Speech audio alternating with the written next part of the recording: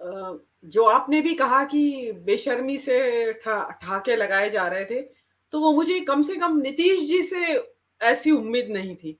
मुझे लगता है कि वो संगत का असर उनके ऊपर पड़ गया और वो मोदी जी को रिझाने के लिए शायद इस तरीके की बेशर्मी से वो भी हँसने लगे। मतलब ऐसी ना तो कोई हँसने की बात थी, जो वो कह रहे थे। एक सीरियस बात थी कि भई हम लोग वापस आ गए हैं और आप आपके साथ रहेंगे।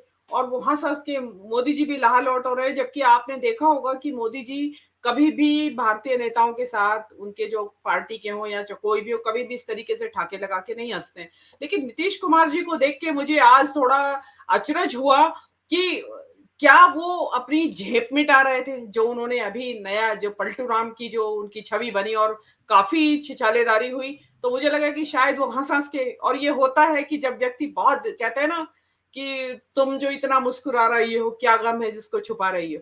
तो मुझे लगता है कि वो कुछ गम तो नहीं, लेकिन वो अपनी जो गिल्ट गिल्ट फीलिंग है जो अंदर अंदर खाने वो जानते हैं कि उन्होंने क्या किया है और गलत किया है, जो भी किया है उन्होंने। तो वो उसको छिपाने के लिए वो हँस-हँस के उसको पब्लिक को ये बता रहे थे कि कुछ नहीं हुआ, बड़ा ऐसा कुछ नहीं, मैंने ऐसा कोई बड़ी गलती नहीं की, ना कोई मैंने अपराध किया है और जो भी किया है वो बिहार के भविष्य के लिए किया है। और जो बिहार का भविष्य वाली जो बात है, उसमें कि दिखाया गया है कि कितनी सारी परियोजनाओं का प्रधानमंत्री जी शिलान्यास या कर रहे हैं या लोकार्पण कर रहे हैं।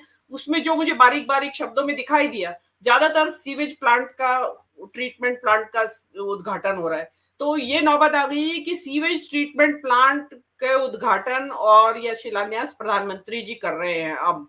तो हो सकता है और कल सब कोई नाली वाली का भी करने आ जाए। और वो सब जोड़ करके उसको 121 करोड़ या पता नहीं कितना करोड़ क्या है, वो तो देखना पड़ेगा, उतने करोड़। जी, जी। एक एक भविष्यवाणी आपकी आप अच्छी करती हैं, ऐसा सन ऑफ वासुदेव कह रहे हैं।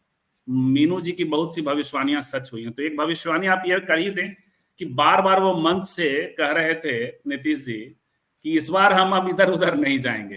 हालांकि दो लोग जी, उधर चले गए, मैंने जी, कहा कि चिराग और इनके इधर आने जी। से दो की शुरुआत हो गई। लेकिन अपने बारे में तो क्या आप भविष्यवाणी करिएगा, ये इधर उधर इस बार नहीं जाएंगे, टिके नहीं मतलब रहेंगे। भविष्यवाणी तो क्या, मैं ज्योतिष के हिसाब से नहीं, मैं जो असेसमेंट जिसको कहते हैं कि ऑब्जर्वेशन, भविष्यवाणी तो थोड़ा ज्योतिष से रिलेटेड हो गया।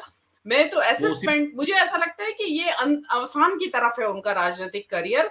और ये जो लोकसभा का चुनाव है, ये अंतिम चुनाव होगा नीतीश कुमार का।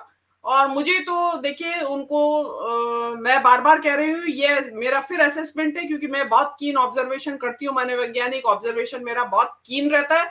उसे भविष्यवाणी कह सकते हैं आप। वो स्वास्थ्य के नजरिए से मुझे उनका स्वास्थ्य ठीक नहीं लगा और इसलिए वो अवसान बहुत तेजी से होगा उनका।